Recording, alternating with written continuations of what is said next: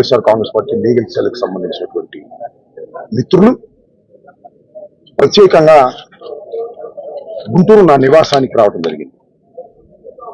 దీనిలో ప్రధాన ఉద్దేశం ఏంటంటే, మీ అందరికీ తెలుసు జరిగిన పరిణామాలు.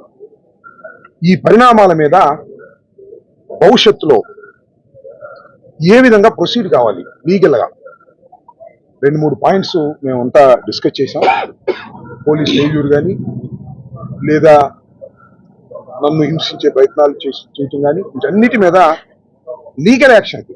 ఇక్కడ పోలీస్ ఫెయిల్ అయిపోయినా రాజ్యాంగం ప్రకారం హయ్యర్ కోర్ట్స్కి వెళ్ళి దీన్ని ఎస్టాబ్లిష్ చేసి వారికి శిక్షలు పడే విధంగా చేయాలనేటువంటి ఒక ఉద్దేశంతో సుదీర్ఘంగా మా లీగల్ టీం మొత్తం డిస్కస్ చేయడం జరిగింది. దాని మీద ఫర్దర్గా రేపు నుంచి మేము లీగల్గా ప్రొసీడ్ కాబోతున్నాం. ఆ విషయాలను సుధాకర్ రెడ్డి గారు నాకు జనరల్ సెక్రటరీ కన్నా ఇంతకుముందు లీగల్గా ఆయన అన్ని కేసులు, నా 3 కేసులు కూడా ఆయనే ఇక్కడ చూశారు, ఆయనే ఆర్గ్యూ చేశారు చాలా బ్యూటిఫుల్గా. నేను ఒక మాట అయితే చాలా సంతోషంగా చెప్పగలుగుతాను, వైఎస్ఆర్ కాంగ్రెస్ పార్టీ లీగల్ టీం చాలా స్ట్రాంగ్గా ఉంది.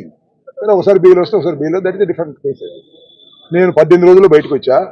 నేను 18 మాసాలు ఉండడానికి కూడా సిద్ధపడి వెళ్ళా. అయినా 18 రోజుల్లో బయటకు తీసుకొచ్చే కార్యక్రమం చేశారు.